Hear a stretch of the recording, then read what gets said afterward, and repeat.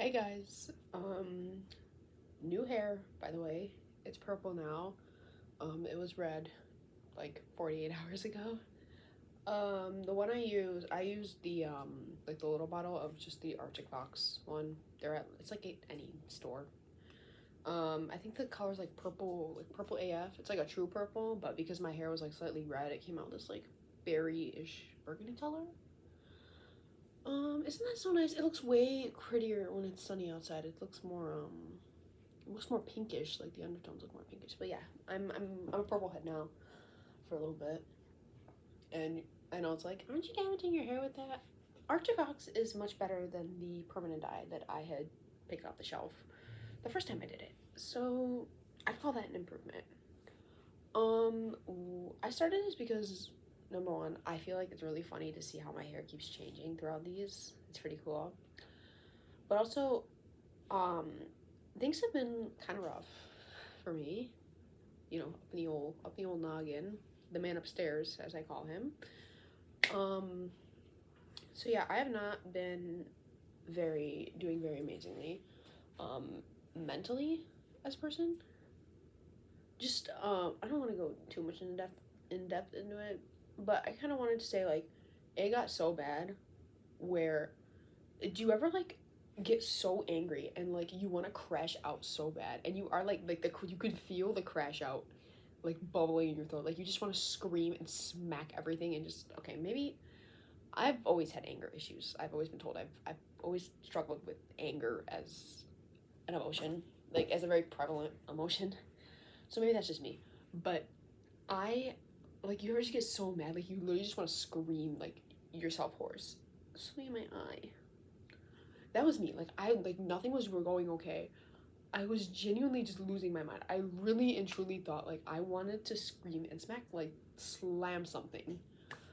I didn't, but I got very close to. And I'm not saying that you shouldn't crash out because actually like one of the main things is like I think it's important to actually crash out, but to crash out in like a graceful manner. Like if you're gonna crash out, do it gracefully.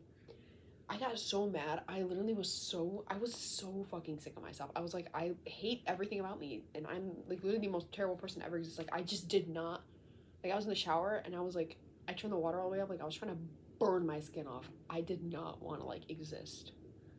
It was bad. Do you guys ever get like that where you just don't want to exist for a little bit? So I was like, so I was like, I need a physical change. So obviously I turned the water up to like a gazillion degrees and tried to burn myself, burn it all away. And I got out of the shower and I was still mad. I was like, if I don't crash out, like, I don't know what's gonna happen. Um, I literally looked in the mirror and I was just like, and it was just silence. Like everything just quieted. I kid you not. I don't know what led me to do that, but instead of crashing out, I literally just took a breath and just like went with it. Like I was and then I just like went about my day. Like I feel like I was a new man in those few seconds. But I'm so sorry. There's something in my eye. I need to go check the scope out the scene. Is there something in my eye? Oh my goodness.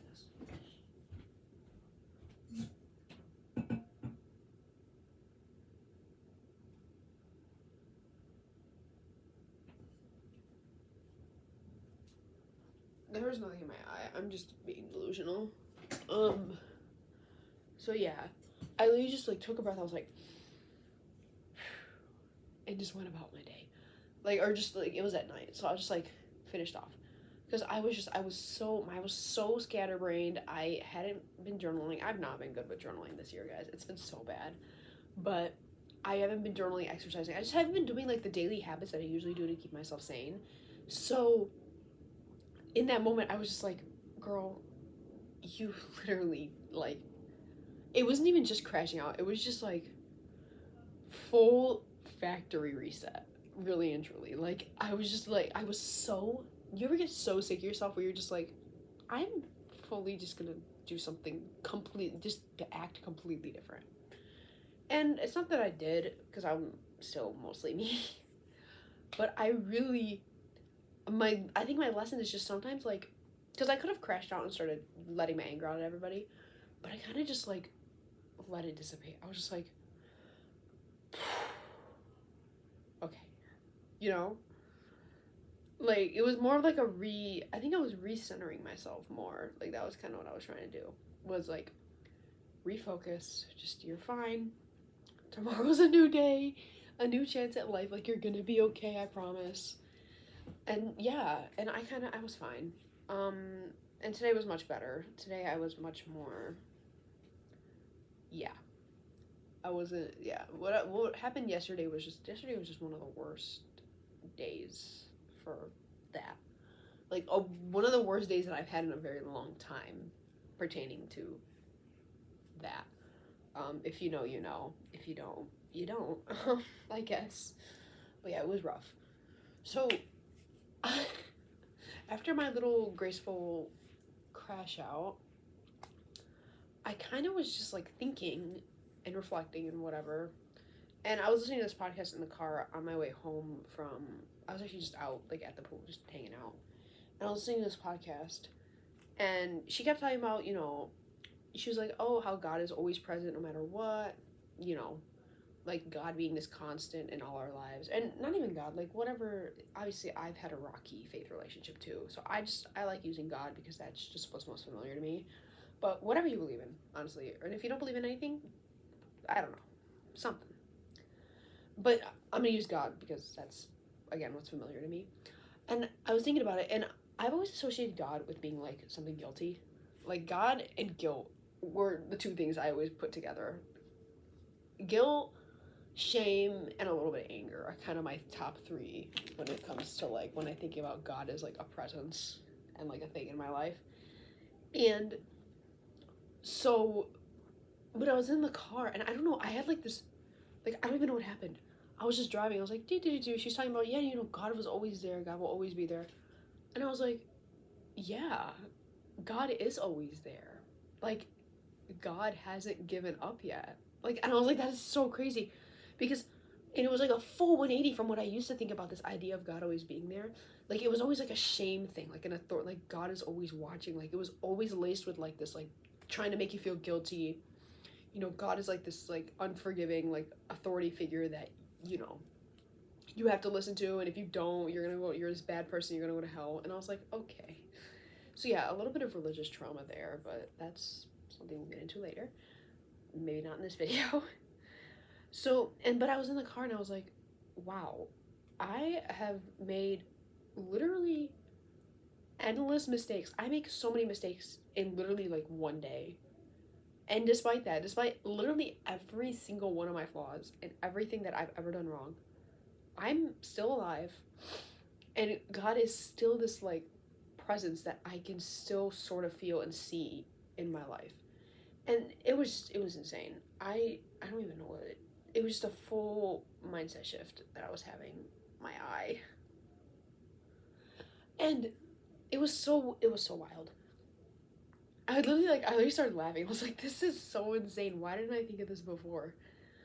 But yeah, that's one thing. I feel like you shouldn't view God, the universe, whatever, as this authoritative thing that's coming to get you. It's more like a constant that should be there to comfort you. It's like something you can almost tap into when you need like faith or forgiveness or whatever.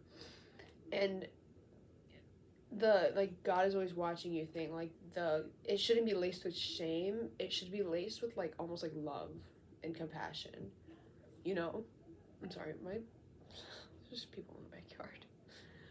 But yeah, that happened. I was like, whoa, this is so crazy. Like, it's more just no matter, like, I've fucked up so many times in my life. Like, so many times. Again, in a day, like, I can already name, like, 4 mistakes I've made. Because I'm a D1 overthinker. And if anyone's gonna know anything about me, I overthink so much, even if I don't look it. Really and truly, it is always like, do they hate me? Do they not want to be friends with me anymore? Did I look weird doing this? Should I have said that? Oh, this was kind of mean. This was kind of critical. I probably shouldn't have said that. I feel bad. I'm sorry.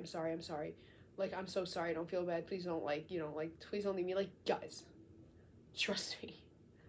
When it comes to overthinking, it's like, should I have done this? Should I have done something else? Or what about this scenario? And I overthink.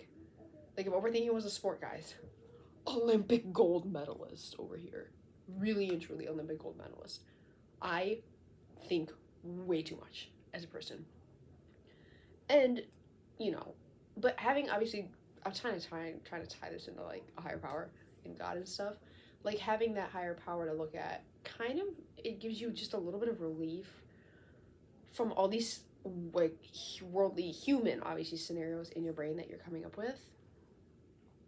And it's like, I mean, if God, God, like created me with a purpose and whatnot, if that's what you believe, or if like obviously I exist in this world that was created, then whatever happens, like there's gotta be a reason for it. Like these things don't just like choose to, like these things don't just happen. Like guys, there's a reason, okay? And this is coming from a really logical person. Like logic and faith, science and faith, I don't know who decided that they were like a divorced couple. They're getting married again because they go together. And I digress a little bit because, again, it's obviously good to know that most things happen for a reason and whatnot, but you shouldn't let that make you sit back. Because obviously it's like a spectrum. It's like, obviously, being comforted by this, but not just sitting back and doing nothing. Because this reminds me of another point that I wanted to make, actually. And it's that if you want something, you gotta take action for it. Because, again, what's meant for you obviously won't miss you, I suppose. Like I'm okay. Like I'm not a big fan of that affirmation, but I mean I think it's kind of true. But like you gotta, like, if you want it, you can't just sit around waiting to like manifest it. Like you gotta see the opportunity come, and you gotta like seize it and actually take action and do it. Like ask for the job, be persistent with what you want. Like keep coming back and asking and doing these little things to work yourself into the situation that you want to work or whatever you're trying to achieve. Like you have to do that. You want it, you gotta take action. You literally can't just sit around. And I sound like a self-improvement guru right now. I promise I'm not. These are just reflections. These are just reflections and advice. I'm not forcing you to do anything. This is just my experience. Just a disclaimer there, because I was literally like a couple videos ago like bashing self-improvement people for being capitalistic. Guys, I swear I'm not a hypocrite. These are just my reflections, like from what I've been doing in my life right now. But if you want to, obviously you have to take action for it. You can't just like sit around and like you can't sit around and manifest it. Like I feel like manifesting might work for some people as like a visual like guide or whatever, or mental guide. It was not for me as a person. It really just wasn't. Like I'm a person, I need to do something.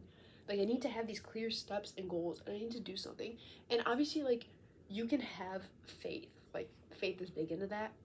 But it's just gotta be a balance between faith and act. Like almost like faith and action, literally, as a pair. Like it's a pair. But yeah. Teehee. Yeah, this is your friendly reminder that everyone is going through something. Everybody's struggling with something, and that doesn't, and I'm not saying that to belittle anybody else's struggles. I'm trying to find us some like common ground here. Literally nobody you see, no matter what, even on social media, like they're going through something. And trust me when I say, like, we as human beings are great at hiding our problems from other people. From other people, and especially from ourselves. Trust me, we are fantastic at suppressing our problems. It is a skill to make it seem like you are not struggling with something. Like, honestly. And it can be, like, a lot of times, like, I found out that my friends were struggling with something, like crazy. Like, something that you wouldn't, something completely out of left field. Like, you would never think of something like that from them, from the way you, like, how they present you in face value. Like, obviously everyone has, like, secrets and stuff, but, like, I have, you probably have. And I guess I'm just trying to say, like, everyone has it too. Like, this thing that you're probably running from or trying to hide from, like, someone else is probably doing the same thing.